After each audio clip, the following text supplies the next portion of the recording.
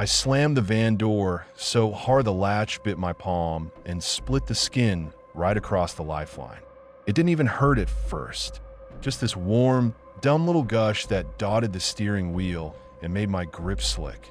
I stared at it like it was proof I still had a body. The intake bay lights were buzzing again, one of those high, insect-y sounds that crawls behind your eyes.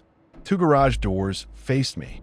The clean one with the county logo, the polite one that got washed every morning so the inspectors could nod and pretend.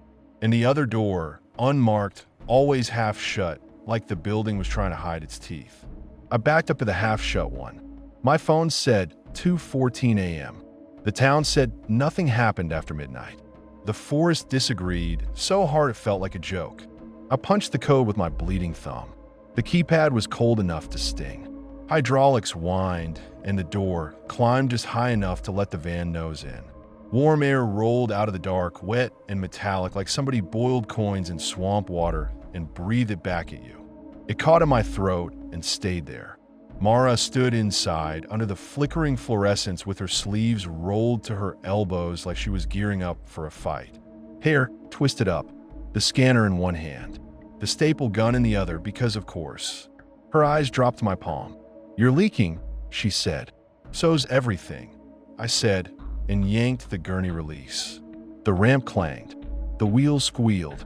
The body bag was supposed to be black and zipped and blessedly anonymous. This one wasn't bagged. It had been a person. A hiker, probably. Cheap headlamp. Expensive optimism. Now it looked like the woods had tried to wear it and then returned it for store credit.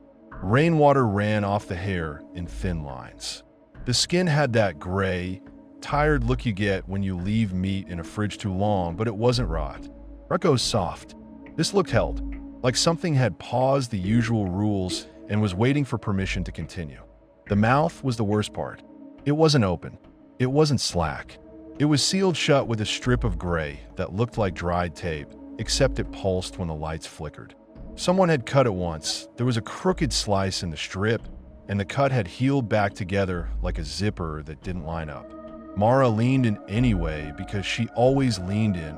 Bravery or stupidity. Same face when you're exhausted. "Tag," she said, voice flat like we were checking tire pressure. I lifted the paper clip tied around the ankle bone. "County tag." Red ink. Wet from the rain. The letters bleeding slightly like they were embarrassed to be seen. A number.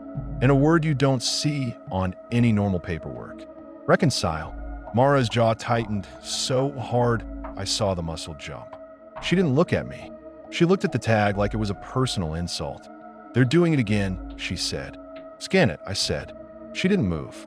Her eyes stayed on the sealed mouth, like she expected it to start talking through the strip. We both heard the tapping then. Soft, careful, coming from inside the intake bay walls. Like fingernails, like teeth, like someone counting time one little click at a time. I shoved the gurney forward harder than I needed to. The wheels screamed in protest. The tapping stopped immediately. It always stopped when you moved fast, like whatever was listening behind the concrete didn't like confidence. Mara finally lifted the scanner. The plastic felt loud in the quiet. She beeped the tag. The scanner chirped, and the screen flashed green like a happy little lie. A line item popped up like we were logging a microwave into inventory. 1 unit, unpaid, due at sunrise. Mara swore under her breath. I didn't. Swearing is for when you still believe there are rules you can spit on and get away with it. "Dyer here?" I asked. "Upstairs," she said. On the phone. Again. Of course he was. Dyer loved talking to people who never stepped foot in this building. Loved saying compliance and contractual obligations, like the words were disinfectant. Loved being important in a place where importance got you killed slower. I rolled the gurney into the corridor that led to the cold rooms. It didn't feel cold down there anymore. It felt awake. Painted lines ran along the floor. Red for human intake, blue for animal control, yellow for special. Nobody called it special out loud. If you did, old Hewitt security would stare at you like you'd whistled in church. We followed the yellow line because the tag told us to. The door at the end had 3 locks and a sign that said janitorial in neat black letters. The county loved hiding monsters behind boring fonts. Behind it was the part of the facility the county pretended didn't exist. Concrete cages, drainage trenches, a row of hooks embedded in the ceiling that weren't for mops. The first time I'd seen this room, I'd thrown up into the drain and watched it pull my puke away too fast, like something underneath got excited. Tonight, the drain gurgled before we even opened the door. I should have taken that as an answer. I shoved the door in. The cages lined the walls like zoo exhibits if the zoo hated you. Steel mesh, bolted plates, old padlocks with new chains. Handwritten protocols taped everywhere with yellowing duct tape, corners curling like dead leaves. Do not speak your full name. Do not feed raw salt. If it hums, leave. If it offers you a receipt, do not accept. That last one was new. I hadn't seen it last week. I hated that it could change. I hated that somebody was updating the horror like it was software. Mara hit the overhead switch. The fluorescence stuttered, then held. For a second, the light made everything look almost normal. For a second, I could pretend the shapes behind the mesh were shadows and not whatever they actually were. There were things in some cages. Most stayed still.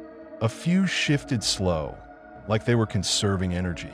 One cage in the far corner was covered with a canvas sheet, and the air around it vibrated barely, like the room was trying to shake itself apart. I didn't look at that one.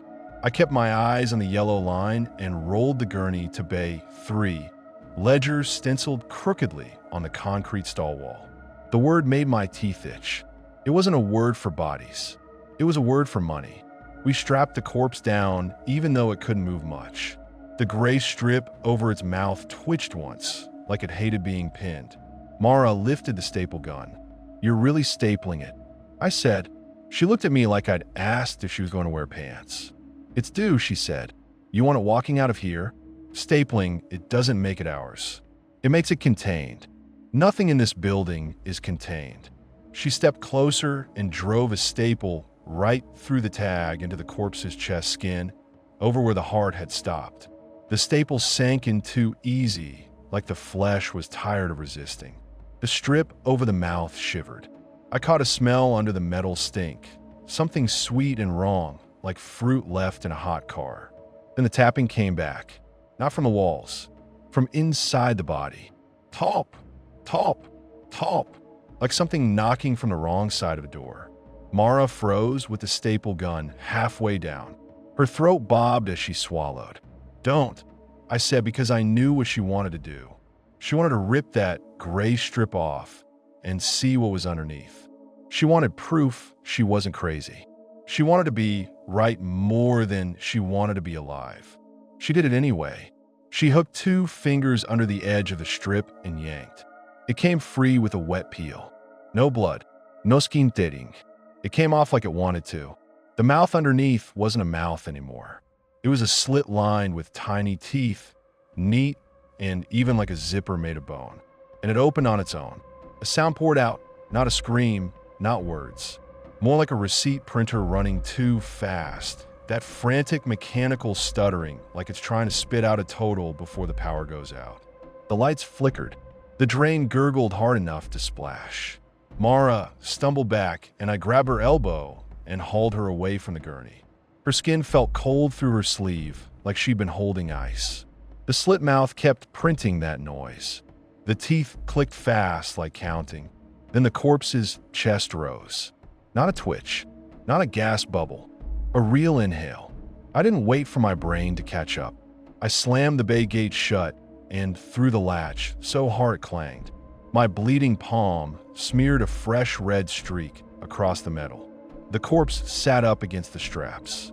Its zipper mouth opened and closed in short, sharp bursts like it was tasting the air. Something in the room snapped, static discharging, like the building itself had decided to wake up. Mara started crying without making any noise. That scared me more than the corpse. Silent crying meant she wasn't asking for help. She was listening. "What the fuck did you do?" I hissed. She shoved me away. Her eyes went hard. Angry, not scared. The kind of anger that comes from being cornered for too long. "I'm not doing this for the rest of my life," she said. "I'm not logging bodies like invoices so this town can keep paving sidewalks and pretending the woods aren't eating people." "Keep your voice down," I said automatically, like volume was the real danger. But the cages had already heard her. Shapes shifted behind mesh. Something laughed, dry and gritty, like someone stirring gravel with a spoon. Above us, the intercom crackled. Then Dyer's voice came through, too calm, too practiced. "Team, we have a priority reconcile. Sunrise in," he paused, like he was reading from something, 4 hours. "Do not deviate from protocol. Do not." The intercom cut out mid-sentence. Not a click, not a pop. It just died like someone had pinched its throat. Mara stared up at the speaker. "That's not him," she whispered. "No shit," I said, but my own voice sounded thin in my ears. Then the entire building hummed. Not the lights, not the HVAC, the concrete itself. A low vibration that pressed in my ribs and made my stomach go sour like I'd swallowed bad milk. The covered cage in the far corner started to shake. The canvas sheet bulged outward like something underneath was breathing, trying to remember the shape of the world. I made myself not look. If you look, you invite. That's what Hugh had told me on my second night here. He'd said it without humor, with the worn-out certainty of a man who'd watched rules get invented the hard way. The corpse in Bay 3 jerked against the straps. The zipper mouth opened wide, teeth flashing wet and neat. The receipt printer sound came back faster, frantic, like it was trying to meet a deadline. Mara lifted the staple gun like it was a gun and slammed it into the corpse's throat out of pure spite. Staples punched into dead flesh. The corpse didn't even flinch. It tilted its head like it was sniffing. Then it turned toward me. Not Mara, not the nearest warm body. Me. I felt it lock onto the one thing I'd done different than every other shift. I'd bled in the doorway. I'd marked myself. The corpse's eyes filmed over white. Its zipper mouth clicked 3 times. Talp, talp, talp. And the lock on Bay 3 popped open. I didn't think. Thinking is a luxury. I grabbed Mara's sleeve and yanked. "Move," I snapped. She jerked free. "Don't touch me. Shut up and run." We bolted out of the yellow-lined corridor into the main hall. The red and blue lines on the floor looked wrong under the flickering lights, like veins under skin.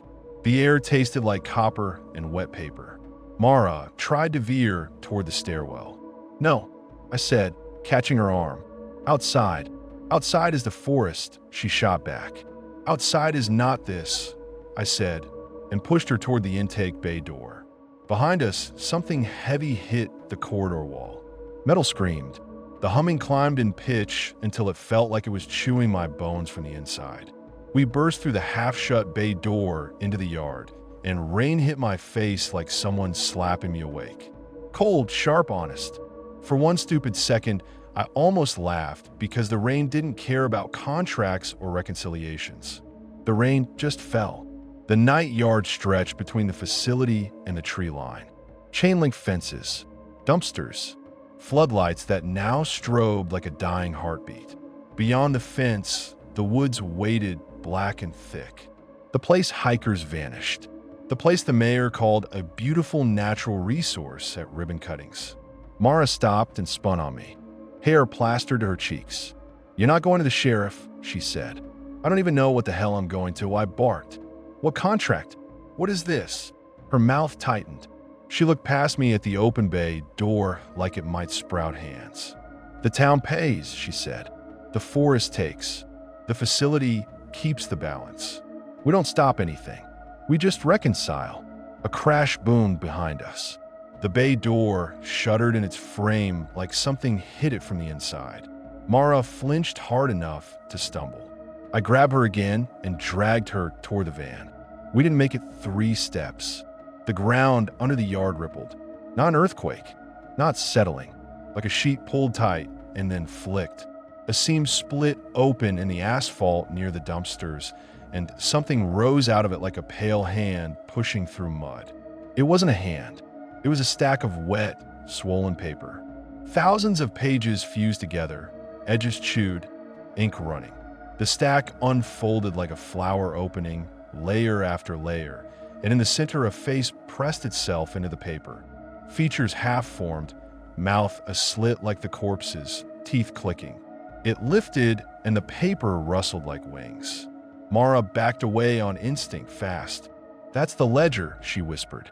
"Stop whispering like it's polite," I said, but my voice cracked anyway.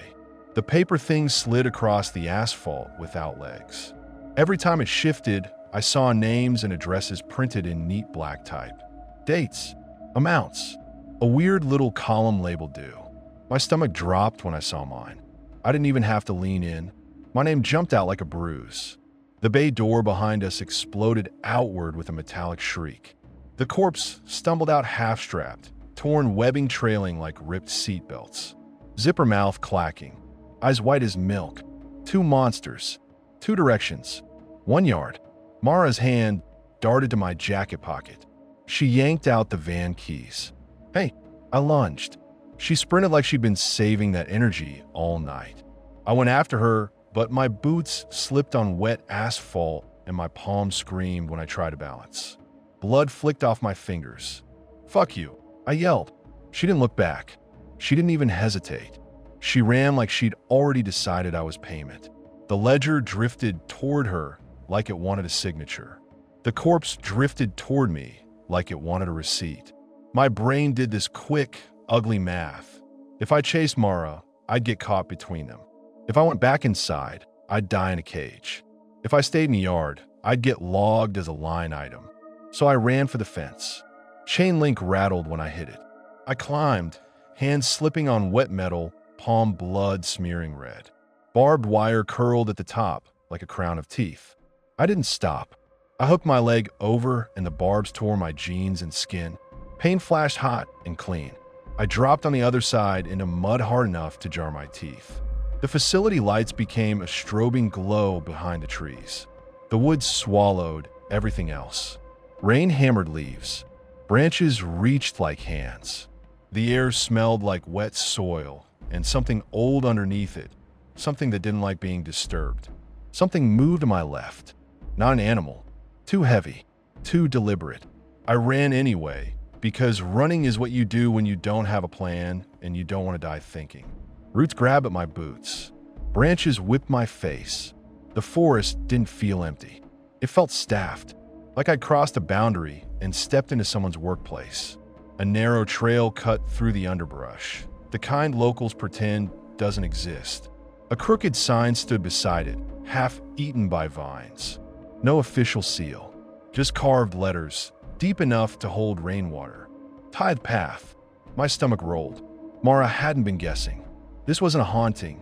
This was scheduled, managed, budgeted. There were probably meetings, donuts, PowerPoints, people smiling while they decided who the woods got next. Behind me, somewhere in the trees, I heard that receipt printer noise again. Closer. I ran down the trail because the trail was at least honest about what it was. The woods tightened around me. The trail dipped and rose. The rain thinned under the canopy, but it didn't get quieter. It got louder in other ways. Leaves rustling when there was no wind. A far-off tapping, 3 beats at a time like a polite knock. Talp, talp, talp. I kept moving until the trees opened into a clearing that should not exist. A concrete hatch sat set into the ground like a storm cellar. Fresh numbers were painted on it in thick, bright orange like a road crew marked it. Not old, not faded, recent, like somebody expected someone to come down here tonight. A padlock hung from the handle. It looked new, shiny in the rain. I stared at it and felt this stupid flare of hope. A lock meant a door. A door meant control. Control meant maybe this was still something humans were running. Then I heard the zipper mouth sound again, and my hope curdled into urgency. I grabbed a rock and smashed the padlock. It broke after 2 hits. Too easy, like it wanted to open. The hatch creaked up and warm air breathed out, thick and damp, smelling like wet paper and old meat. My stomach clenched so hard I thought I might puke again. Stairs dropped into darkness. I should have run past it. I should have stayed in the rain and taken my chances with trees and whatever was tapping. Instead, I went down because the corpse was still coming, and because there's a part of you that needs to see the face of the thing that's been ruining your life, even if it kills you. My boots hit concrete at the bottom. The corridor stretched ahead, lit by bare bulbs that gave off a sick yellow light. Water dripped somewhere with steady patience. The walls were lined with shelves, binders, stacks of forms, plastic tubs filled with tags like the one tied to the corpse's ankle. Everything labeled in neat handwriting. Years, quarters, names. It looked like an office. It sounded like a throat. From deeper in the corridor came a chewing noise, slow and patient. Paper tearing, teeth working through pulp like it was meat. I walked toward it because my body didn't know what else to do. My fists clenched until my nails bit my palms. The bleeding one stung, the pain grounding me. Real, mine. As I moved, I noticed the details you only see when you're already fucked. A coffee maker on a folding table, coated in dust. A bulletin board with old county memos pinned up. A little laminated poster about workplace safety, proper lifting techniques. Somebody had cared enough to laminate that down here, under the forest, where a paper monster ate people like overdue bills. My brain tried to make it make sense. Failed. Tried again anyway. That's what brains do. They hate leaving blanks. The corridor opened into a bigger room that used to be a pumping station. Now it held a pit, a wide hole in the floor with a heavy metal grate over it, like a giant drain. The grate was bolted down with thick screws. Names were etched into it, hundreds, maybe thousands. Some scratched shallow, some carved deep like somebody wanted to make sure the metal remembered. Fold-out chairs sat around the pit in crooked rows like a meeting room. Cheap chairs, stained seats, the kind you set up for town halls and bingo nights. On the far wall hung a whiteboard. Someone had written in marker, big and angry. Q4 shortfall, 3 units. Sunrise deadline. No excuses. I stared at it and this sharp laugh burst out of me, one ugly bark. It sounded wrong in the room, like laughing in an elevator with a dead body. The chewing stopped. The silence that followed was so heavy it pressed on my ears. Something shifted in the pit below the grate. A wet sound, like paper being peeled from flesh. Then a shape rose up from the darkness, slow, dragging itself like a bloated eel made of paper and skin. Layers of damp forms clung to it. Its face pushed through those layers like it was trying to remember how to be a face. Its zipper mouth clicked. Once, twice. Then opened. A strip of gray slid out of it, not like a tongue, like tape being fed from a dispenser. The strip slapped onto the grate with a wet smack and stuck there, words already printed clean in black ink. My name, not just my name, first and last, spelled right. No tipo, no merci. The room tilted. My legs went weak in a way that made me furious, like my body was betraying me too. I backed up and bumped a folding chair. It scraped across the concrete loud enough to feel like a scream.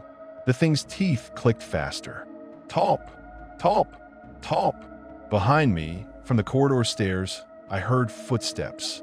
Vet, dragging. The corpse had found the hatch. It had followed my blood like a dog. I stood in a disgusting little accounting office under the woods, trapped between a hungry drain god made of paperwork and a walking receipt with teeth. And the worst part was the way my brain still tried to bargain. Maybe I could talk. Maybe there was a protocol. Maybe if I said the right thing. The gray strip with my name twitched like it was eager. The footsteps got closer. The air in the room started to hum again, low and familiar, vibrating up through my boots into my bones. I turned my head, slow, and saw the corpse's silhouette at the mouth of the corridor, shoulders hunched, straps trailing, zipper mouth working like it was chewing air. It angled its head toward me, like it recognized its customer. I didn't have a clever thought. I didn't have a prayer. I had a room full of cheap chairs and a pit that sounded like somebody eating a book. The corpse took one dragging step into the pumping station, straps hissing across concrete like a snake. Its zipper mouth worked the air in those sharp little bites, clicking fast, hungry fast. The white film over its eyes made it look peaceful in the worst way, like it thought this was normal. The thing in the pit, Ledger, Mara's word, leaned up toward the grate and held the gray strip with my name against the metal like it wanted me to lean down and read it out loud. I kept remembering that rule on the duct tape upstairs. Do not speak your full name. The stupid part of my brain whispered, maybe if you don't say it, you don't make it real. The smarter part whispered back, it's already printed, dumbass. The humming in the concrete intensified until my teeth tingled. My palm throbbed. Blood ran down my wrist and into my sleeve. I could smell it through everything else. Iron and sweat and that sweetness under the metal smell like fruit turned to alcohol. Okay, I muttered. Not to either of them. To myself. Like I could talk my body into moving. My eyes went to the shelves automatically because shelves meant objects and objects meant leverage. Binders of reconciliations and tubs of red ink tags. Clipboards. A box cutter in a little plastic cup like this was a normal office. There was even a stapler, red and cheerful, the kind you'd see on a teacher's desk. It felt obscene. The corpse took another step. Its straps snagged on a folding chair and dragged it a foot with a squeal that made my shoulders jerk. The ledger's paper layers rustled. That chewing sound started again, slow and wet, as if it was tasting the air, deciding if it wanted me now or later. Then the gray strip with my name lifted, and slid forward across the grate by itself. It wasn't pulling toward the pit. It was reaching toward me. I backed up and my heel hit another chair. The chair skittered sideways. The noise echoed in the concrete like I'd fired a gun. The corpse's head snapped toward the sound. The zipper mouth clicked 3 times like punctuation. Top, top, top. And the straps around its torso twitched as if remembering they used to be hands. My breath came too fast. My vision tunneled. I needed something to do that wasn't screaming. So I grabbed the nearest binder off the shelf. It was heavier than it looked, thick with paper. The cover said, in neat printed letters, Rilford Reconciliations, 2011 to 2016. Not ancient, not dusty. Recent enough that the ink on those pages might still be sharp. Recent enough that somebody down here had been doing this while I lived my life above it. I flipped it open without meaning to. Pages of names and dates and check marks. Columns labeled paid, due, delivered. There were notes in the margins in the same calm handwriting I saw on protocols upstairs. 1 unit substituted, bridge project funded. Double intake, festival weekend. Do not use minors again. My stomach lurched. Again, I whispered, and the word came out like something rotten. The ledger rustled hard, like it heard the disgust and didn't like being judged. The gray strip snapped back against the grate as if offended. The corpse shuffled closer. Its skin shone wet in the light, not from rain now, but from something inside it. Something slick that didn't belong in bodies. I threw the binder, not at the corpse, not at a wall, right into the center of the grate over the pit. The binder hit metal with a loud, flat smack and slid, then tipped, then fell through a gap where the grate bent slightly under its own weight. The moment it dropped into the darkness, the room reacted like I'd yanked a plug. A shriek tore through the air. No voice, no throat, just a sudden violent rush of pages bursting upward from the pit. A blizzard of wet forms and torn receipts and invoice sheets exploded out between the great slats and slammed into the room. Paper whipped my face, stung my eyes, filled my mouth with a taste like mold. The lights flickered. The chairs skated across the floor in the sudden wind, scraping and slamming into each other. That cheap metal clatter that belongs in church basements and community centers and nowhere near a hungry hole in the ground. The ledger's chewing became frantic. The corpse froze at the edge of the room like it didn't know which monster it belonged to. Pages slapped against its wet skin and stuck there, clinging like bandages. A strip of paper latched to its zipper mouth, and for a second, It looked like it was wearing a little bib.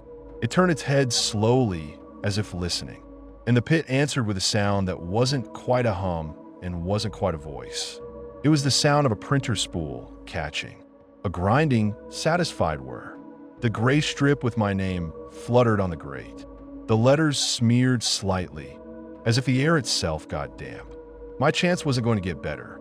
My hands went to the grate bolts instinctively.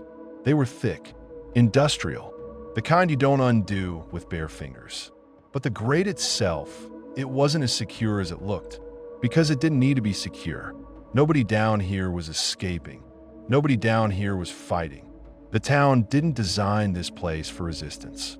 It designed it for routine. I hooked my fingers under the edge of the grate where the concrete lip had worn a tiny gap. My nails bent. My palm screamed. Blood slicked the metal. I yanked. The grate groaned. Not a little. A deep, reluctant sound like an old ship shifting in ice. It lifted maybe an inch, then dropped back with a clang that rattled my bones.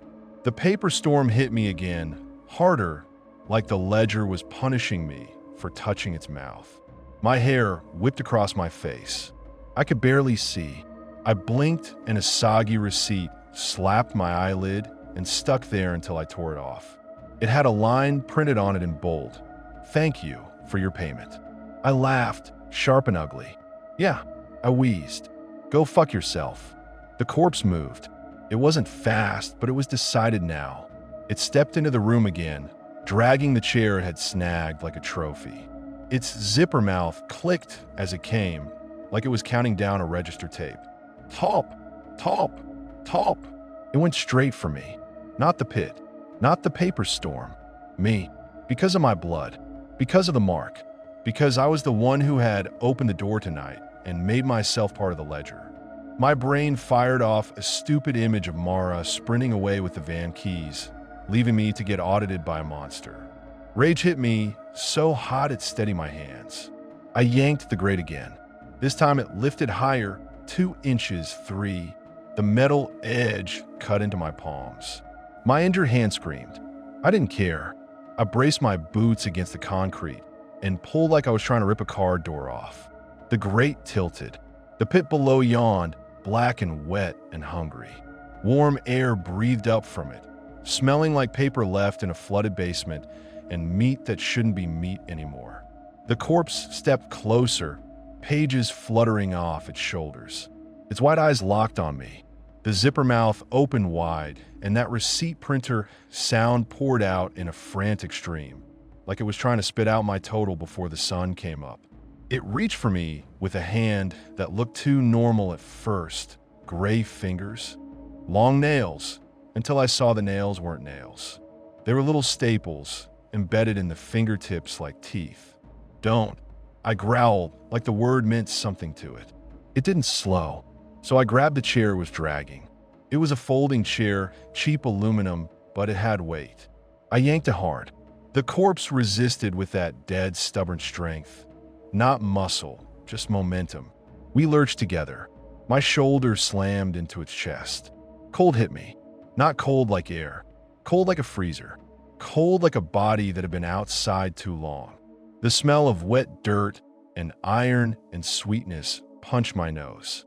The corpse's hand clamped on my sleeve. Those staple nails snagged fabric and bit skin. Pain flashed white.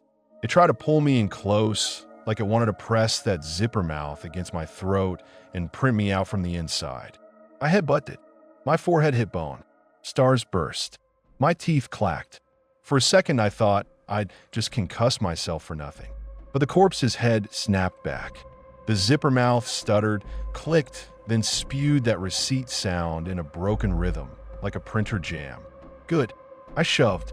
My boot slid. My knee hit the concrete. My palms burned on the grate edge. The corpse jerked and grabbed harder. Its fingers dug into my arm. The staple nails ripped through skin like fish hooks. Blood ran down my elbow, warm and stupid. "You want it?" I hissed, breath hot and wild. "You want my name? Come get it." I didn't mean to say that. It came out anyway. Challenge. Invitation. The kind of sentence that gets you killed in horror movies. The ledger in the pit rustled like laughter. The paper storm whipped around us, slapping both of us with wet sheets. A page hit the corpse's face, and for a half second, I saw the skin underneath shift, like it wasn't skin but something trying to imitate it. The corpse hesitated, just a micro hesitation, like a dog hearing its owner whistle. It looked down toward the pit, and in that split second of indecision, I took everything I had left and rammed my shoulder into its midsection. It toppled, not cleanly, not neatly. It flailed, straps snapping, pages tearing off its body and spiraling into the pit like confetti at a funeral.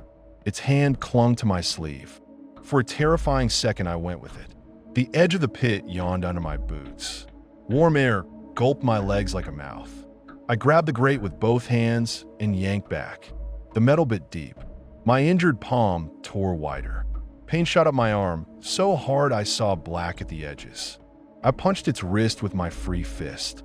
Bone crunched, dry, brittle like snapping a stick. The corpse's grip loosened. It fell. It hit the darkness below with a wet smack that I felt in my feet. The straps slapped after it like dead snakes. The paper storm changed instantly. It didn't blow outward anymore. It sucked inward. Sheets and receipts and torn binder pages spun down into the pit like they were being inhaled.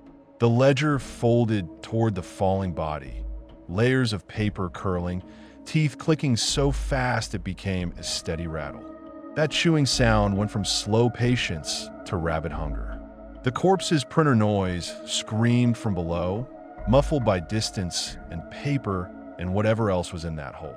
And the chewing swallowed it.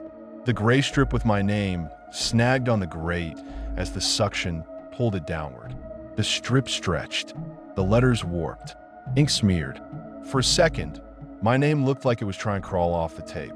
Then it tore with a soft, awful rip and vanished into the pit. The humming eased, not fully gone, more like a hand loosening on a throat. I sucked in a breath and realized I'd been holding it for too long. The paper storm died down to a few drifting sheets that fluttered to the floor like tired birds. The chairs stopped moving, settling in crooked rows again like nothing had happened. The whiteboard still screamed, no excuses at the far wall. I stood over the tilted grate, shaking so hard my teeth chattered. Blood dripped off my hands and splattered the metal. Below, the chewing slowed. Satisfied, the ledger's layers rustled in a way that sounded almost pleased. That was somehow worse than rage, because rage meant danger. Please meant I'd done exactly what it wanted. I stared at the pit and waited for the fear to turn into relief. It didn't. What I felt instead was a tension, like I just walked into a room full of strangers, done something impressive, and every head had turned to watch me. Like the ledger now knew I could move pieces on the board, and that meant it might want to use me. Something shifted down there. Not the corpse. Something else. Something big enough to make the air thicken. The grate rattled. Not from my hands. From below. I let go so fast the metal snapped back down and my palms screamed again. I stumbled backward into a folding chair and it collapsed under me with a loud metallic crunch. The sound echoed. The chewing paused, then resumed, slower, thoughtful. The kind of chewing you do when you're savoring something.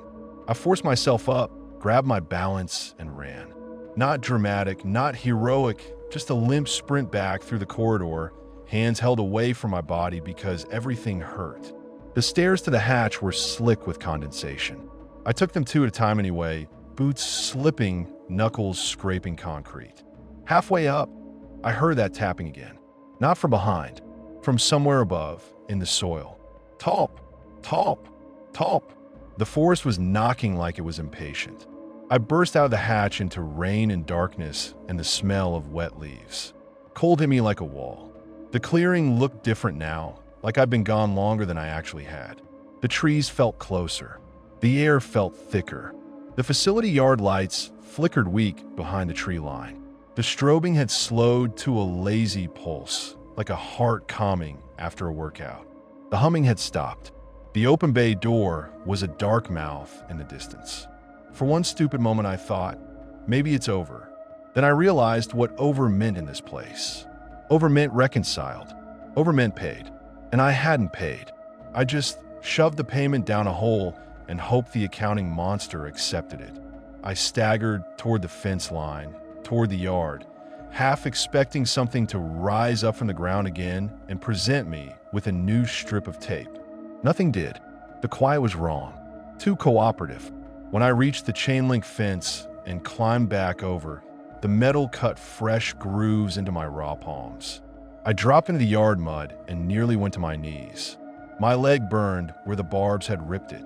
My shirt sleeve was torn where the corpse had grabbed me, and blood soaked the fabric. The van wasn't there.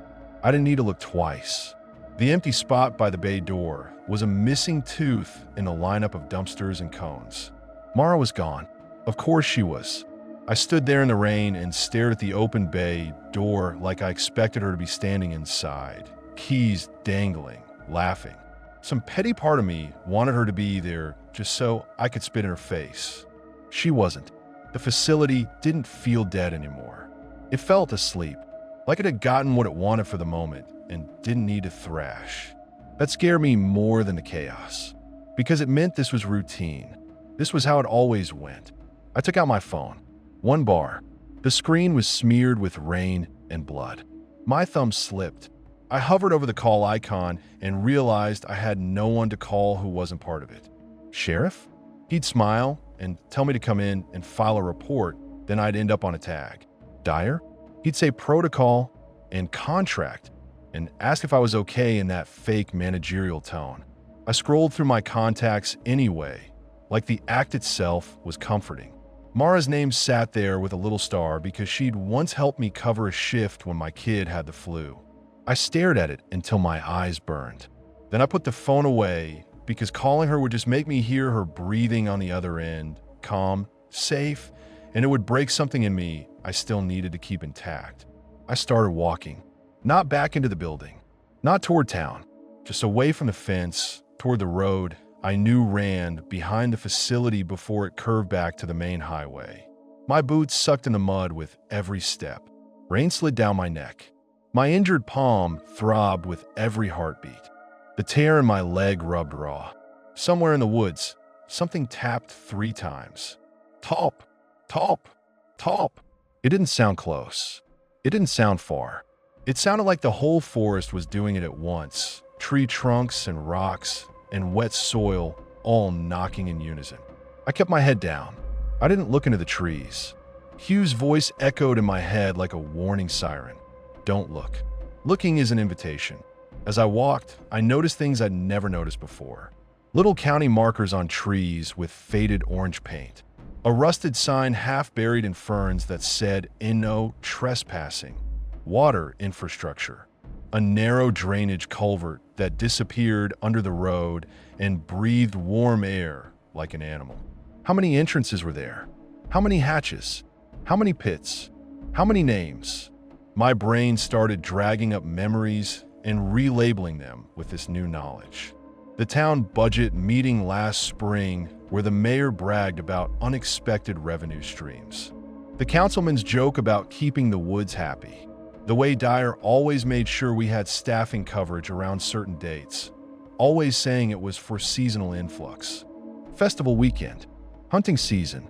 Labor Day. Whenever the forest got hungry and the town got greedy. It tasted bile. The rain thinned as I hit the road. The asphalt was slick and black, reflecting the facility lights behind me in weak, trembling streaks. I glanced back once, just once. The unmarked bay door was still open. Darkness inside. No movement, but the light above it buzzed, flickered, and for a moment I could swear I saw a strip of gray tape hanging from the frame like a tongue, swaying in the rain. I looked away so fast my neck popped. Keep walking. Just keep walking.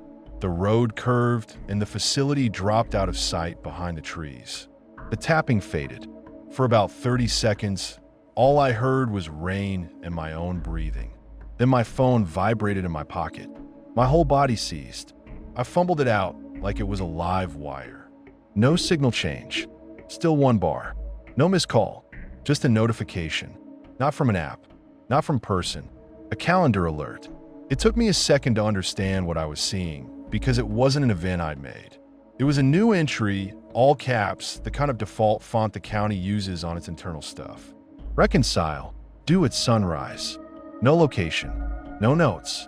Just the time block, 6:58 a.m. to 7 a.m., like I was scheduled to be somewhere for 2 minutes and then cease to matter.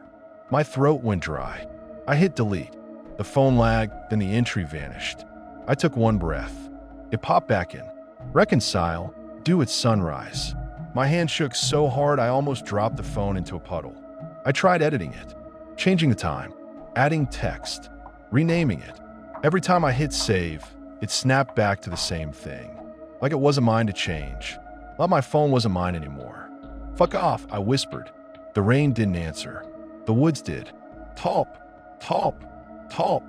Closer this time, like somebody was walking parallel to the road on the other side of the tree line, knocking on trunks as they passed. I started jogging. Pain flared in my torn leg. My lungs burned. My wet shirt clung to me like a second skin. The road led to a little pull-off where tourists sometimes park to take pictures of a creek that locals called pretty, because that was the easiest lie. A wooden information board stood there with pamphlets and a faded map. The glass cover was cracked. I ducked under the awning just long enough to get out of the direct rain and to see if the pamphlets had a phone number for anything useful. Most were garbage. Hiking safety tips. Leave no trace. A big friendly QR code that probably went to the town tourism page.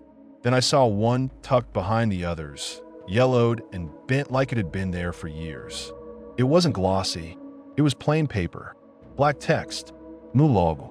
Special intake services. Community compliance. Underneath, a number I recognized. Not a public number. An internal county line used for after-hours dispatch. My stomach clenched. The pamphlet wasn't for tourists. It was for people like me. For staff. For contractors. For anyone who needed to remember the right number when the woods started collecting. I ripped it off the board and shoved it in my pocket like it was evidence. As soon as my fingers left the board, the tapping stopped. Silence flooded in, so suddenly it made my ears ring. I stood under the awning, dripping, trying to listen without looking crazy. My breath fogged in the cool air. No footsteps, no printernoise, no, just rain and the distant hiss of water running through the creek. I took that as permission and stepped back onto the road. 2 miles later, the first house lights appeared through the trees. Not town proper yet, just the scattered edge, trailers, small homes with big yards. The kind of places where people keep their curtains closed because they mind their business. A porch light flicked on as I passed. I heard a door creak. Hey, a voice called. You okay? It was an older guy in a robe, standing on his porch with a flashlight pointed at the ground like he didn't want to blind me. His hair was white and wild, his face soft with sleep and suspicion. I opened my mouth and realized I didn't know what to say. The truth sounded insane. The lies sounded weak. My mouth hung open like I was one of the corpses we logged. He stepped off the porch, closer. The flashlight beam drifted up and caught my torn jeans, the blood on my hands, my soaked shirt. Jesus, he said, you get jumped. I almost laughed. Jumped. Like some guy behind a dumpster mugged me for my wallet. Like the worst thing in the world was a knife. I need a phone, I managed. He hesitated. His eyes narrowed. Not unkind, just cautious. In a small town, caution is just another form of politeness. You can use mine, he said slowly. But his gaze flicked toward the tree line, then back to me, like he was checking if I'd been followed. You from the county facility? I froze. How do you know that? My voice came out sharp. He flinched, then lifted a hand like he was calming an animal. Because I've seen that look, he said, and because they don't send anyone else out there at night. They, not it, them. My heart pounded. What's your name? He hesitated again. Then Cal. Just Cal. No last name. My skin prickled. The duct tape rule upstairs slid into my brain like a splinter. Do not speak your full name. What's your full name? I asked anyway because I needed to know if he was playing by the same rules or if he didn't know them yet. His face tightened like I'd insulted him. "Don't," he said quietly. "Okay." That was an answer. He waved me toward his porch. "Come on." Before, he stopped himself, swallowed. "Before it gets light. Before sunrise. Before dew." I followed him up the steps. My boots left mud prints. The porch boards creaked. The house smelled like coffee and old wood and something comforting I didn't deserve. He held the door open and I stepped inside. Warmth hit me and my whole body shook harder because it realized it could. My fingers went numb. My wet clothes felt heavier. Cal shut the door and locked it, then added a chain lock like that would matter. He didn't turn on more lights than necessary. Just a lamp in the living room, dim. He pointed at a chair. "Seat." I sat because my legs gave out anyway. The chair upholstery scratched my wet skin. My palm left a smear of blood on the armrest. Cal disappeared into a kitchen and came back with a towel and a bottle of peroxide. "Hold out your hands," he said. I did. The towel was rough. He dabbed my palm and I hissed. "Yeah," he muttered. "That's a good one." He worked like somebody who'd cleaned up injuries before. Not a nurse exactly, but not squeamish. Like he'd had to patch himself up plenty. "You work there?" I asked. "I used to," he said without looking up. "Maintenance. Before I got smart. Smart enough to live right next to it." My tone was bitter. I didn't mean it as an attack, but it landed like one. Cal's eyes snapped up. "Smart enough to stay close," he said. "If you run too far, you think it's gone. And then you stop watching." He pressed peroxide into my palm. It burned like fire. I clenched my teeth. "They Dyer. The mayor. They're doing this. They're paying it." Cal didn't deny it. He just nodded once, slow. "Yeah," he said. "They pay. It takes. And we get to pretend the town is safe." "What the hell is it?" His mouth twisted. "Don't know. Don't care. It was here before them. It'll be here after. The only difference is," he gestured vaguely toward the woods. "They learned how to talk to it. Learned how to keep score." I swallowed. It put my name on tape. It printed it. Cal's hands paused. He stared at me for a long moment like he was seeing the inside of my skull. "Did you bleed out there?" he asked. I didn't answer right away because the memory of my palm splitting on the latch made me feel stupid and angry all over again.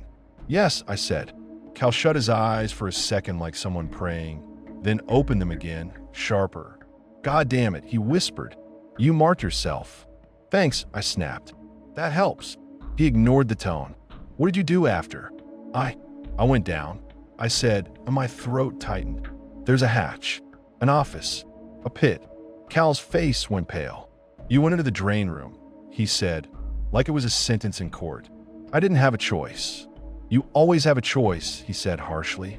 "You chose the one that makes it aware you're capable." I stared at him. "Capable of what?" Cal's jaw worked. "Capable of paying," he said. "Capable of collecting. Capable of balancing." My stomach turned. I shoved one of them into the pit. The corpse. It ate it. Cal's eyes widened a fraction. "You fed it," he said quietly. I didn't like how he said it. I didn't like the implication that what I'd done wasn't escape, but participation. "I was trying not to die," I said. "Yeah," Cal said, and it noticed. Silence stretched. The house creaked. Rain tapped the windows like impatient fingers. "Talp! Talp! Talp!" I stiffened. Cal's head snapped toward the sound. It wasn't random rain. It was 3 knocks, perfectly spaced.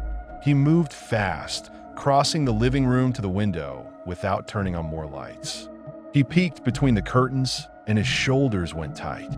"Stay down," he hissed. I didn't listen. I leaned to see. Outside, the porch light glowed weakly over rain and yard. Trees beyond, black. Nothing obvious. Then I saw something pale near the edge of the property, just beyond the yard where the grass met weeds. Paper, not a loose sheet. A stacked shape, low to the ground, like a bundle of soggy mail left on a curb. It shifted. The stack unfolded slightly, as if breathing. And from inside the layers, I saw a hint of a face pressing out, cheekbone eye socket, the suggestion of a slit mouth. My skin crawled. "It followed you," Cal whispered, voice flat with dread. My phone vibrated again in my pocket like a heartbeat. I didn't want to look. I looked anyway. Reconcile, due at sunrise. The time block glowed like a threat. Cal saw my expression. How long? He asked. 2 hours, I said, my throat dry. Cal exhaled through his nose like he was trying not to panic. Okay, he said. Okay, we can work with that. I snapped. He glared at me. If it collects you on my porch, you think I'm safe? You think it's polite? No. It'll take what it's due, and then it'll update the rules. And I like the current rules. I can live with the current rules. A sharp, angry part of me wanted to scream that none of this was livable. But the paper bundle outside shifted again, and the anger turned to cold focus. What do we do? I asked. Cal moved to a closet and yanked it open. Inside were things that didn't belong in a normal house. A hard hat, a reflective vest, a set of bolt cutters, a flashlight with fresh batteries, and a thick envelope labeled, in black marker, tags. He grabbed the envelope and tossed it to me. Open it, he said. My hand shook as I tore the flap. Inside were paper clips with red ink tags attached. Dozens of them. Some blank. Some already written. I picked one up and my heart sank. Reconcile. Another. Substitute. Another. Balance. Another. Ledger. There were words in that same teeth-itching style, like the ink carried intent. What the fuck is this? I whispered. Cal grabbed the bolt cutters. Options, he said. Ways to redirect. Ways to pay without paying yourself. You've done this before, I said. He didn't answer directly.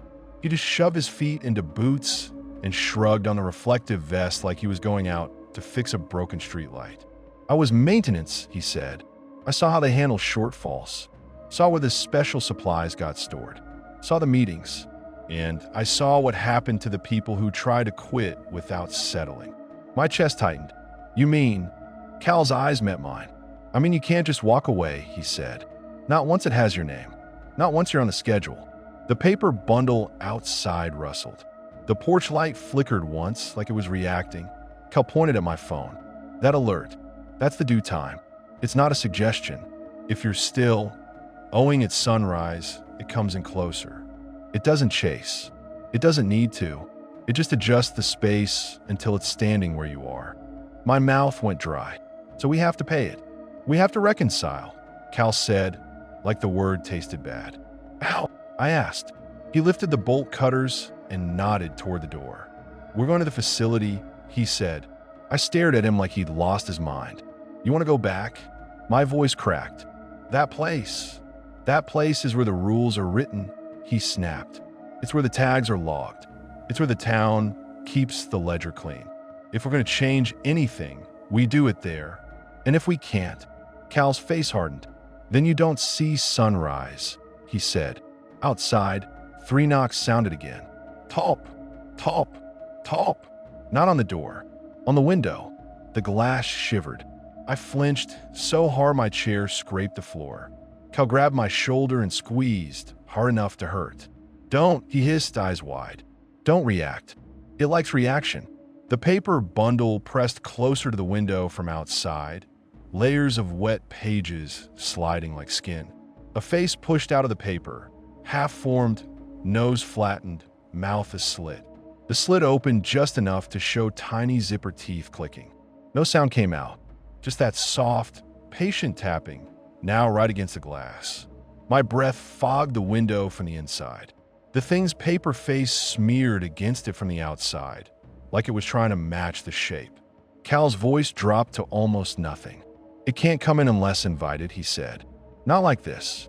Not this form. Unless invited? I whispered, barely moving my lips. What counts as invited? Talking to it, Cal said. Signing something. Saying your full name. Opening the door. Anything that makes it official.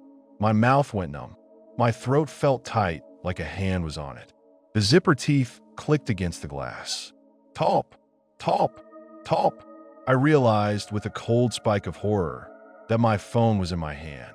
The screen bright. My name visible at the top of my contact list because I'd been scrolling earlier. My full name. Right there. Like an offering.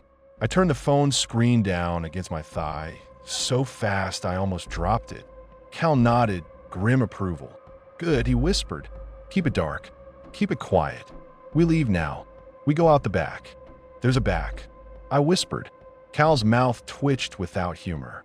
Everybody who knows the rules has a back, he said. He led me through a narrow hallway to a mudroom with a second door. The window in this door was smaller, frosted. Cal killed the mudroom light and cracked the door open just enough to look out. Zen, darkness, yard, no paper shape there. Cal nodded and pushed the door open. Cold air rushed in. We stepped out. The moment my boots hit the wet porch steps, my phone vibrated again. Reconcile, due at sunrise. The time hadn't changed, but the alert felt heavier, like it had noticed movement. We moved fast, hugging the side of Cal's house, keeping low. The tree line loomed. The road glistened. Behind us, from the front porch, I heard the soft slap of wet paper shifting away from the window. Like it knew we'd left. Like it didn't need a rush. Don't look, Cal hissed. I didn't. We crossed the yard and slipped into the trees. The forest swallowed us immediately, wet leaves brushing my arms like hands. Cal moved with practiced certainty, feet finding quiet spots, body angling around branches. He didn't use a flashlight. He didn't need to. That terrified me. How many times have you done this? I whispered. Cal didn't answer until we'd gone a good 50 yards into the dark. Enough, he said. Keep your breathing steady. Don't run unless I say. Running makes noise. Noise makes interest. Interest from what? I snapped, then immediately regretted it. Cal slowed just long enough to glance back at me, eyes catching what little moonlight filtered through the canopy. Everything, he said. We moved. The rain softened under the trees, but the forest had its own sounds.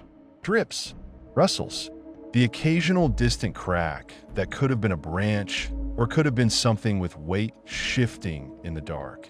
And underneath it all, faint at first, then clearer, that low hum like a power line vibrating, except there were no power lines here. The humming wasn't coming from the facility now. It was coming from the ground. My injured palm throbbed in time with it. My torn leg burned. My body felt like a tuning fork. Cal muttered, "It's waking up." I clenched my jaw. It already ate one. That's exactly why, he said. We reached the road again, farther down than where I'd been walking. The facility lights were visible through the trees, a weak pulse. The unmarked bay, doors still, gaped open like a mouth. Cal led us along the ditch line, staying low, until we reached a section of fence where the chain link sagged slightly, like it had been climbed too many times. He pulled out the bolt cutters and snipped a tie wire, holding an extra strand of barbed wire in place. "You do this often?" I whispered. "Shut up," he said, not unkindly, just urgent. "And go." We climbed. My leg screamed when the barbs snagged the tier again. I bit my tongue hard enough to taste blood. We dropped into the yard mud. The facility hummed faintly now, like it was half asleep, half listening. No alarms. No staff out front. The clean county bay door on the other side of the building was closed and bright and innocent, like it had nothing to do with what lived behind the janitorial sign. Cal motioned me toward the unmarked bay. "Through there," I whispered. "Cal nudda." We go in, we find the intake log, we find your entry. My entry. My stomach dropped. I never got logged. Mara ran off with the keys before. Cal's eyes sharpened. "You think they need a clerk?" he said. "You think the ledger waits for paperwork? The moment you bled on that door, you're logged." The words hit like a slap. I wanted to argue. I wanted to pretend this wasn't true. But my phone buzzed in my pocket like a heartbeat, and I didn't need more proof. We slipped into the unmarked bay. Warm, wet metallic air hit my face again. The smell made my throat tighten. The lights buzzed louder inside, the sound crawling into my skull. Cal moved with purpose straight to the keypad panel by the inner door that led into the main hall. He punched a code without hesitation. The door clicked open. "You still have access," I said, voice low. "Cal's mo tiktanat." They never revoke maintenance, he said. They need someone to fix things when the rules break. We stepped into the hall. The red, blue, yellow lines on the floor glowed under the flickering fluorescence. The building felt too quiet, like a hospital at 3 a.m. where the staff has all disappeared, but the machines keep working. We crept toward the stairwell first. Cal held up a hand. No upstairs, he whispered. Dyer stays upstairs. The clean offices. Cameras. We go down, toward the cages, toward the drain. My stomach clenched. I already went down. I whispered. It ate it. That's why we're down there, Cal whispered back. It's satisfied for the moment. That's when you can touch the books. When it's angry, it guards. When it's full, it sleeps. Like an animal, I muttered. Cal glanced at me. Like a town, he said. We followed the yellow line. The janitorial door sat at the end like it always did. 3 locks. A cheap sign. Cal worked the locks fast. He had keys. Of course he did. The door opened, and the smell hit me harder this time. Bit concrete. Old blood. That sweet, wrong fruit note, like something ripening in a dark place. The drain in the floor gurgled softly, like it was breathing. Cal flicked on the overheads. The cages came alive in the stuttering light. Shapes behind mesh, shadows that shifted too slowly. Something in one cage clicked its teeth in imitation of the lights. The covered cage in the far corner trembled under its canvas. Cal didn't look at it either. Good. He pointed to the wall where the protocols were taped. Read the newest one, he whispered.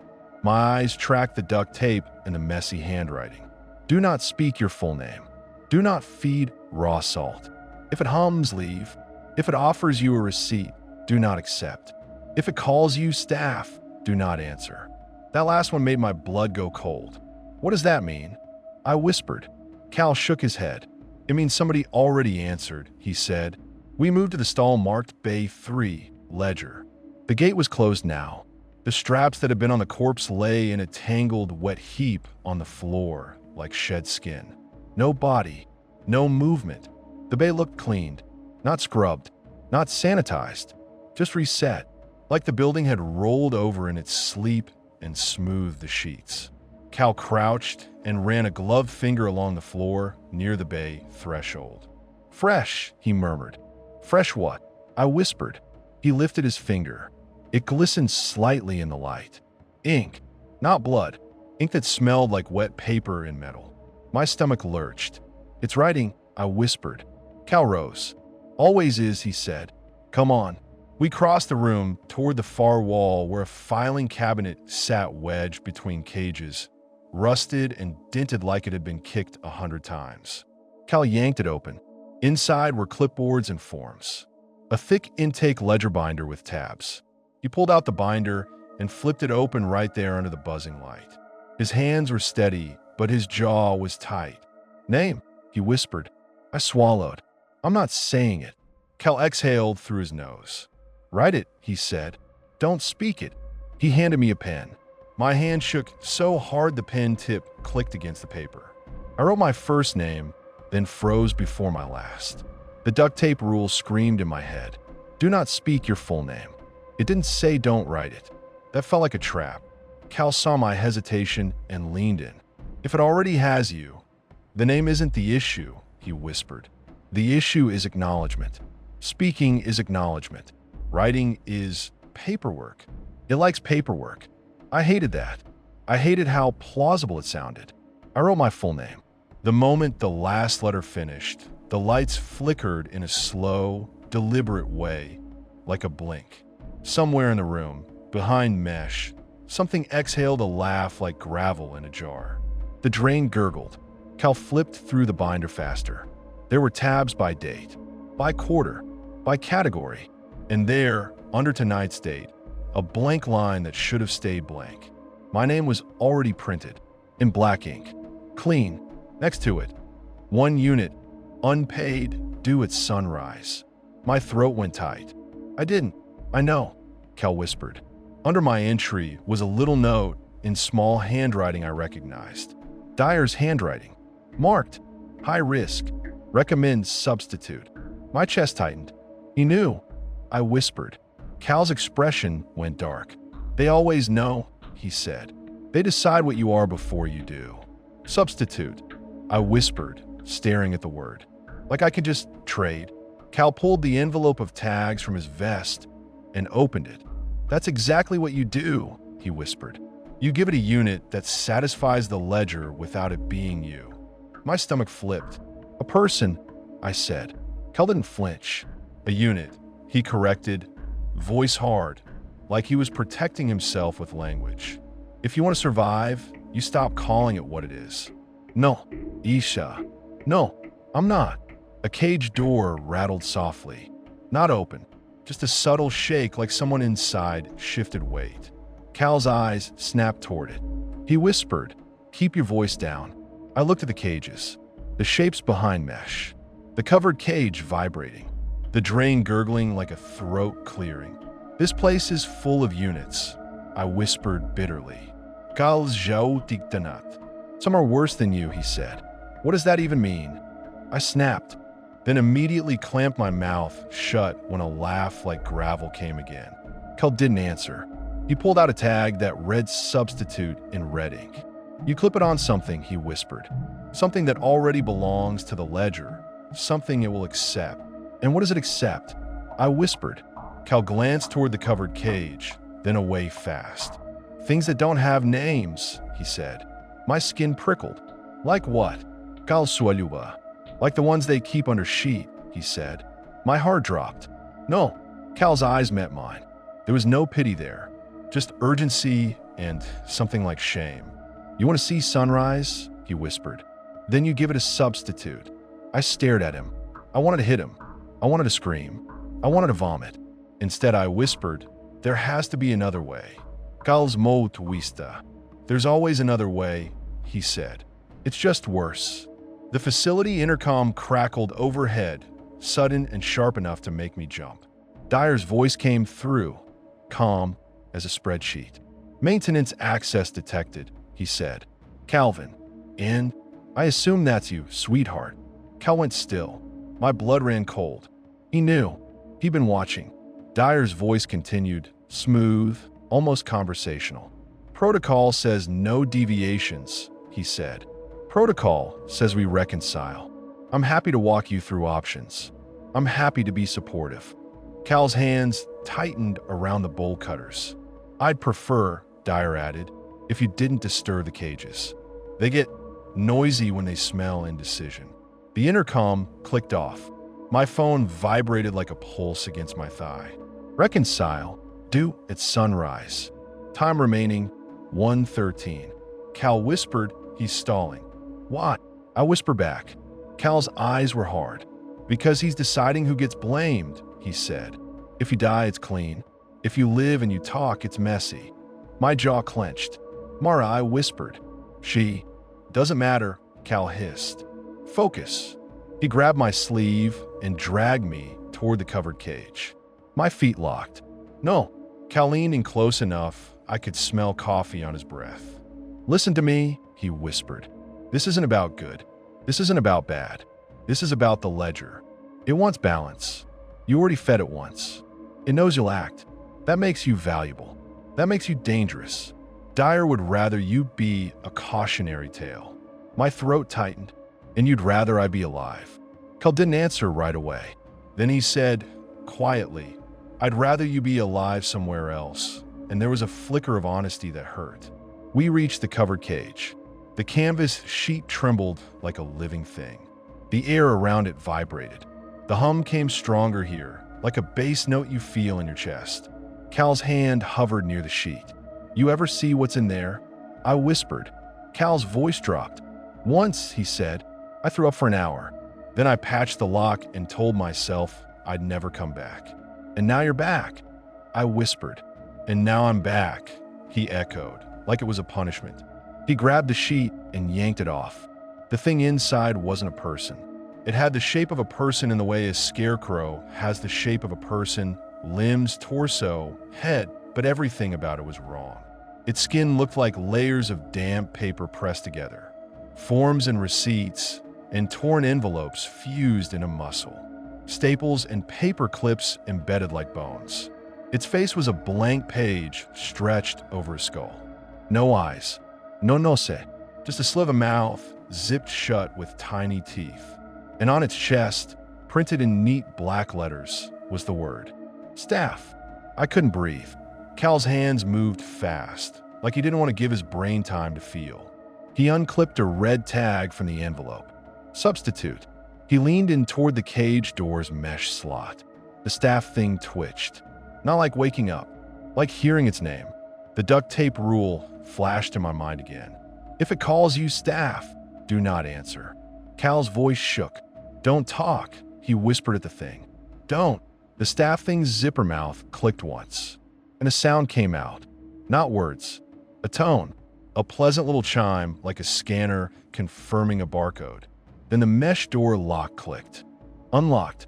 Cal froza. Did you? I started. I didn't, Cal whispered, horror in his eyes. I didn't touch. The cage door swung open on its own. The staff thing stepped out.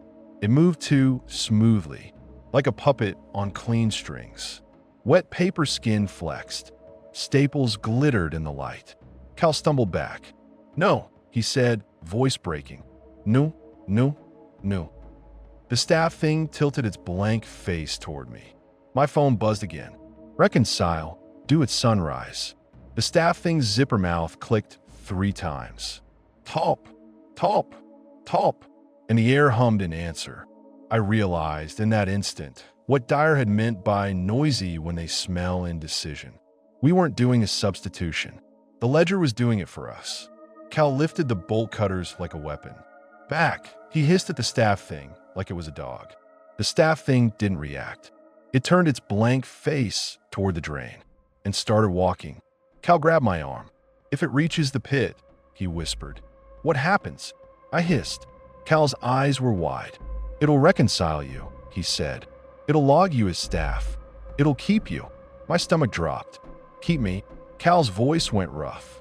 You'll work here, he said. Forever. You'll patch locks and staple tags and update rules, and you won't even remember what your kid's face looks like. I sucked in a breath and felt bile rise. No. You whispered. No. The staff thing reached the edge of Bay 3 ledger stall. The gate, closed earlier, shuddered, then swung open, like it recognized an employee. The drain gurgled louder. The cages rattled. Something behind mesh started to hum in harmony with the building. Cal jerked me forward. We stop it, he hissed. Now. Ow. I snarled. Shoot it with paperwork. Cal's Zhao Kalansha. He shoved the bolt cutters into my hands. Cut the tag, he whispered. If you can cut the tag, you can break the instruction. What tag? I snapped. Cal pointed with a trembling finger. On the staff thing's chest, just below the printed word staff, a red tag hung from a paper clip embedded in its paper skin. Substitute. The tag wasn't just a label. It was a command. The staff thing stepped into the stall marked ledger. The air inside that stall looked thicker, like heat distortion. Like something unseen was sitting there waiting. Cal shoved me. Go! I ran. Pain ripped through my leg. My palms burned around the bolt cutters. The staff thing turned its blank face slightly, as if sensing me approach. Its zipper mouth clicked once like a warning. I lunged anyway and clamped the bolt cutters on the paper clip holding the tag. The clip was harder than it should have been, like it was made of bone. I squeezed. The cutters bit. Metal snapped. The tag fell. The moment it hit the concrete, the humming faltered. The staff thing jerked like I'd yanked a cord. Its limbs stuttered. The blank face tilted wildly. The zipper mouth started printing sound, fast, frantic, like a machine error. Cal shouted, "Kick it away!" I kicked the red tag hard. It skittered across the concrete toward the drain trench and stopped just shy of it, twitching like it had life. The staff thing staggered forward, not toward the pit now, but toward me. Its hands came up, fingers ending in staples like the corpse's. It reached like it wanted to grab my sleeve and pull me into the stall with it. I swung the bolt cutters like a bat. The metal hit wet paper skin with a dull smack. The staff thing reeled, layers of forms tearing. A page fluttered loose, and slapped onto my face. It was a timesheet. Employee, blank. Hours worked, 40. Supervisor, Dyer. My stomach flipped. Cal rushed in and slammed his shoulder into the staff thing. It toppled, but not with weight like flesh. With weight like a soaked phone book. It hit the concrete, and the sound was like a stack of magazines dropping. The cages exploded with noise, laughter, humming, scratching, like they were enjoying the show. Cal grabbed the fallen red tag and snatched it up like it was poison. "We don't throw this away," he hissed. "We use it." "Use it on what?" I panted. Cal's eyes flicked to the stall gate, then to the drain, then to me. "We use it on him," he whispered. "Imp," I barked. Cal jerked his head upward, toward the ceiling, toward the upstairs office. "Dyer," he said. I stared at him. "You're insane," I whispered. Cal's face was hard. "I'm desperate," he said. "And you're due." The intercom crackled again, as if Dyer had been listening to our every breath. "You're making a mess," Dyer said, voice still calm. "I don't like mess." Cal looked up and shouted, "Go to hell." Dyer chuckled softly. "Calvin," he said, "we've talked about shouting. It excites them." The cages rattled in agreement. The drain gurgled like laughter. Dyer continued, "I can offer you a deal. Walk away. Leave the marked one. You can go back to your little house and keep your curtains closed and pretend you're not part of this. Let the ledger collect what it's due." Cal's face twisted. He looked at me, and something in his eyes softened for a fraction. Then it hardened again. "Deal," Cal said loudly. My head snapped to him. "What the fuck?" Cal didn't look away from the intercom speaker. "I'll leave," he said. "I'll walk away. But you revoke my access. You wipe my name." Dyer laughed, genuine amusement. "You think I can wipe names?" he said. "Oh, Cal, that's not my department." Cal's voice went sharp. "Then whose is it?" The intercom crackled, and for a second the voice that came through wasn't Dyer. It was layered, like multiple mouths speaking the same sentence half a beat apart. "Accounts," it said. The building hummed in response. My chest tightened. The hair on my arm stood up. Dyer's voice returned, slightly strained now, like he didn't love being interrupted. "Sunrise is close," he said. "You should make good choices. Marked one, you still have an option. Sign the receipt. Accept staff designation. You'll be safe." I felt sick. "Safe," I whispered. Cal grabbed my collar and pulled me close enough our foreheads almost touched. "Listen," he hissed. "He's trying to turn you into staff. It's easier for him if you stop being a problem and start being an employee." I swallowed hard. "What's your plan?" Cal held up the substitute tag. "We tag Dyer," he whispered. "We make him the payment. He's already part of the ledger. He signs checks. He approves intakes. His name is everywhere. If anything can count as a unit, it's him." "And how do we get upstairs?" I whispered. "Cal's mot dictanat. There's a service stairwell behind the animal control freezer," he said. "No cameras. Old design. I built half of it. Why would that be there?" I hissed. Cal's eyes were cold. "Because they always plan for people to move without being seen," he said. The phone vibrated again. "Reconcile. Due at sunrise. Time remaining, 0:47. My throat went tight. "If we do this," I whispered, "we're Aliva Gal Snapat. Or at least you are." I wanted to argue. I wanted to say no. I wanted to say we don't kill people to survive. But then I thought of the binder pages. "Do not use minors again." The neat printed line with my name already on it. Dyer's handwriting recommending substitute like I was a broken part. Dyer wasn't a person in the way I needed him to be. He was a function, and functions get replaced. Cal yanked me toward the corridor. We moved fast through the yellow-lined hall, past cages that hissed and laughed and hummed as we went. The staff thing lay crumpled in the stall behind us, still making that printer jam sound in broken spurts, as if it didn't understand why the command had been cut. We slammed the janitorial door behind us and relocked what we could. Not because it would hold, because it was ritual. It bought seconds, and seconds mattered. We sprinted through the main hall, past the red and blue lines, and ducked into the animal control section. The air changed here, colder, more chemical. The smell of wet fur and disinfectant. Stainless steel tables. A freezer door with dents. Cal shoved a mop bucket aside and revealed a narrow metal door I'd never noticed in months of working here. Of course, I panted. Cal didn't waste breath answering. He punched a code, and the door clicked open. We slipped into a service stairwell that smelled like dust and old insulation. The lights were dim and had that flicker that makes everything feel haunted even when it isn't. Cal took the stairs two at a time. I followed, legs screaming. Above, voices. Dyer's voice, talking on the phone, calm as ever. Yes, Mayor, the reconcile is in progress.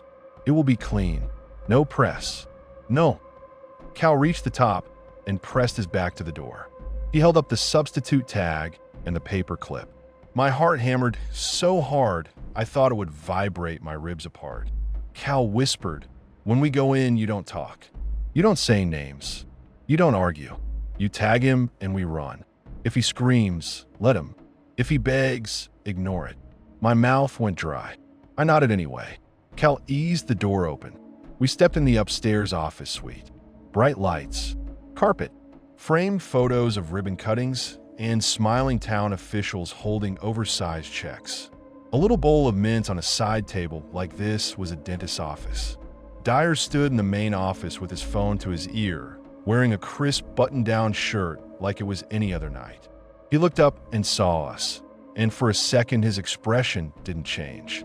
Then his eyes flicked to the tag in Cal's hand, and his smile slipped.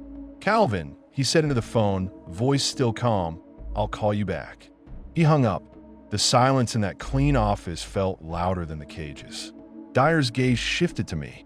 His eyes landed on my torn leg, my bloodied hands, my soaked clothes. "Rough night," he said, like a coworker making small talk by the coffee machine. I didn't answer. Dyer's smile sharpened. "You're making this harder than it needs to be," he said, voice low. "You could have accepted staff. You could have been safe." Cal stepped forward. "Fuck you," he said simply. Dyer sighed. "Language," he murmured, and then his gaze hardened. "You don't understand what you're playing with." Cal lifted the tag. "Oh, I do," he said. "Better than you." Dyer's hand slid toward a drawer in his desk. Cal moved faster. He lunged and slapped the substitute tag onto Dyer's chest with the paperclip like he was pinning on a badge. The clip bit fabric, bit skin. I saw Dyer flinch as the metal went in. For one heartbeat, nothing happened. Then the building hummed. Not from below, from inside this office. The carpet vibrated. The framed photos rattled on the walls. The bowl of mints shivered. Dyer's eyes widened. "What did you?" he started. His voice cut off when his mouth opened, and the sound that came out wasn't words. It was that receipt printer noise. Fussed, panicked, like his throat had become a machine. His eyes filmed white at the edges. The tag on his chest twitched like it was alive, the red ink seeming to darken. Cal grabbed my sleeve. "Run," he hissed. We sprinted for the stairwell. Behind us, Dyer stumbled forward, hands clawing at the tag on his chest. His fingers slipped on blood. The paperclip wouldn't come out. It was embedded like a hook. He made that printer sound louder now, desperate. A line of spit ran down his chin like wet ink. He staggered after us, not fast, but pulled like something was tugging him from below. The lights in the hallway flickered in a slow, deliberate rhythm. Talp, talp, talp. Not a knock, a count. Cal slammed the stairwell door behind us and we tore down the stairs, boots pounding metal steps. My leg nearly buckled. Cal shoved me forward. The humming grew stronger as we descended, like the building was welcoming something home. We hit the animal control hallway, then the main hall, then the yellow line corridor. The janitorial door stood ahead like a final bad decision. Cal fumbled keys with shaking hands, unlocked, yanked it open. The cage room hit us with smell and sound like a wave. The cages were alive now, scratching, laughing, humming in jagged harmony. The covered cage I'd seen earlier bulged outward as if something inside was breathing hard. The drain gurgled like a throat clearing, and from behind us, Dyer's printer noise screamed as he staggered into the corridor, following the yellow line like it was magnetized. "Help me," he tried to say, but it came out in stuttering mechanical bursts. His eyes were almost fully white. The tag on his chest glowed in the fluorescent flicker like a brand. Cal grabbed me and hauled me toward Bay 3. Ledger. "No, Igaspad. No, no. This is the only place it can settle," Cal snapped. "This is the mouth." We reached the stall. The gate swung open on its own, like it recognized the tag's instruction. Warm air breathed out. The smell of wet paper and old meat poured over us. Dyer stumbled in behind us, hands still clawing his chest. His shirt was torn now, blood-smeared. The paper clip held. Cal positioned himself at Dyer's side, like a man guiding someone to an execution. "This is what you wanted," Cal hissed at him. "Clean. No press." Dyer turned toward Cal, and for 1 second his eyes cleared enough to show pure human panic. "You don't know," he tried. His zipper mouth, because it was becoming one, the skin around his lips pulling tight, teeth clicking, stuttered, and the words shattered into printer noise again. The stall's air thickened. The concrete hummed. The floor drain at the edge of the bay gurgled, then gurgled harder like something below was excited. Something moved in the stall that I couldn't see, like heat distortion over asphalt. The hairs on my arms stood up. Cal grabbed Dyer by the collar. Dyer fought, weakly, desperate. His hands grabbed Cal's wrists. His nails dug in. Cal's face was blank with rage.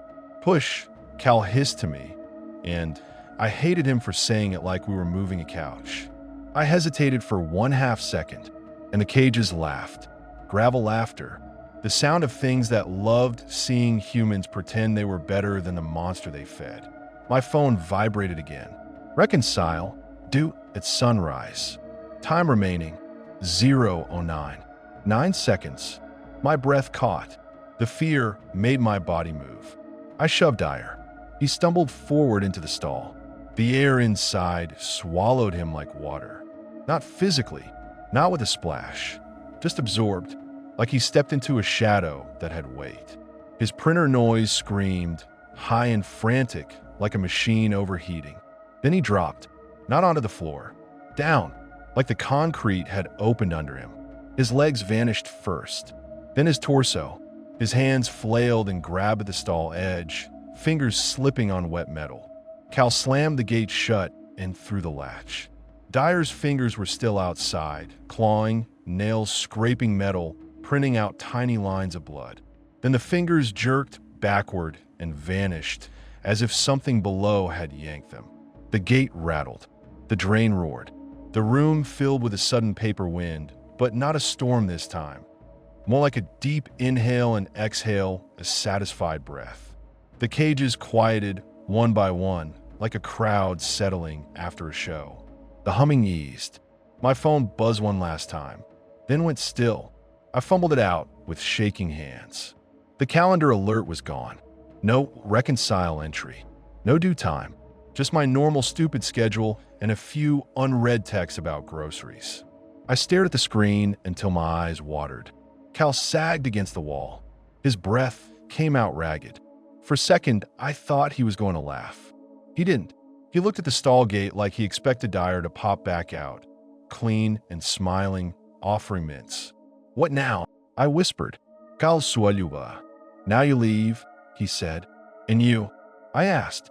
Cal's eyes flicked to the cages, then to the drain, then to the duct tape rules on the wall. "I'm already due," he said quietly. My stomach tightened. "What?" Cal gave a small, bitter smile.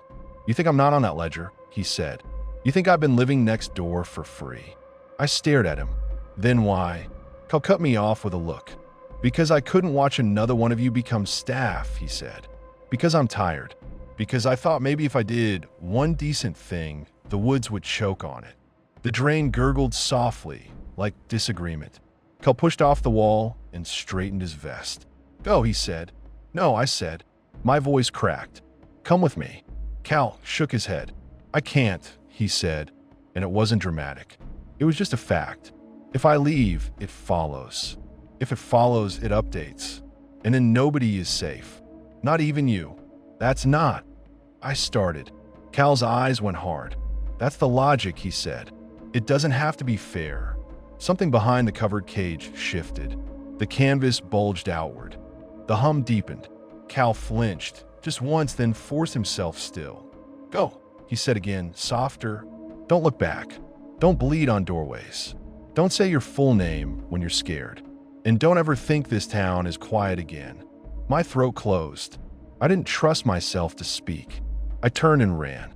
I sprinted out of the cage room, down the yellow-lined corridor, through the main hall, past the clean county intake door like it was mocking me, and out through the unmarked bay into rain.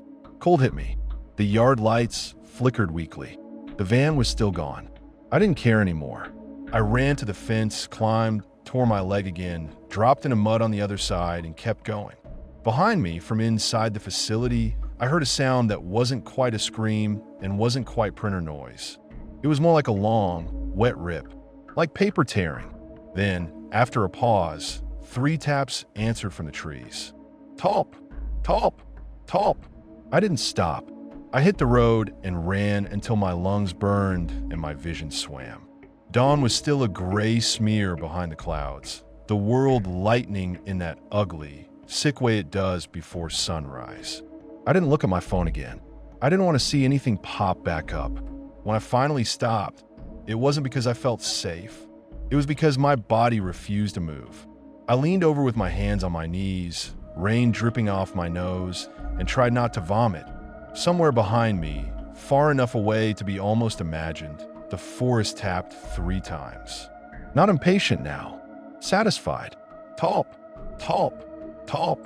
I walked the rest of the way to the highway like a man leaving a crime scene. Trucks hissed by, spraying water. The normal world moved around me without noticing. That was almost worse than the horror. The indifference. At a gas station just off the highway, I used the bathroom sink to rinse my hands. Blood swirled down the drain in thin pink threads. The sink swallowed it too fast. My stomach turned. I wiped my hands on paper towels until they shredded. I stared at my face in the mirror. Pale, eyes bloodshot, hair plastered down, and I didn't look like someone who'd survived. I looked like someone who'd been spared. I bought a coffee I couldn't taste and sat in my car. Some stranger's car? No, mine. Because I'd left my car at Cal's? Wait, no, I didn't have a car. I'd driven the facility van. Mara took it. I didn't have shit. I sat on the curb instead, under the overhang, rainwater dripping off the roof in steady ticks, and I borrowed the cashier's phone after I begged like an idiot. I called my sister in the next county and told her I needed a ride. I didn't tell her why. I just said I'd gotten hurt at work and I was done. She asked if she should call the sheriff. I told her no, too fast, and she went quiet. That silence, her processing, her suspicion, made my skin crawl almost as much as the forest did. When she hung up, I opened my own phone and went to my notes app. My hand shook so hard I kept mistyping. I deleted and rewrote and deleted again. I kept thinking about Cal's face when he said he was already due. I kept thinking about Dyer's eyes clearing for that 1 second of human panic. I kept thinking about Mara running with the van keys, leaving me like a payment on the counter. I kept thinking about the binder note. Do not use minors again. I typed anyway, because if I didn't put it somewhere, I'd convince myself it was a nightmare. And then I'd go back to work like a good little county employee and bleed on the wrong doorway again. I'm not going back. If you live near a small town that never talks about missing hikers, don't just look at the forest. Look at the meetings. Look at the budgets. Look at the infrastructure improvements that keep getting approved with no questions. Look at the line items nobody reads out loud. Words like reconcile, special intake, contracted services. The paper trail doesn't end at City Hall. It goes down. It goes into the ground. It goes into a pit that chews and hums and keeps score. And if you ever see a paper clip tied to an ankle with red ink and a word that makes your teeth itch, don't touch it. Don't sign anything. Don't say your full name. And for the love of God, don't bleed on the doorway.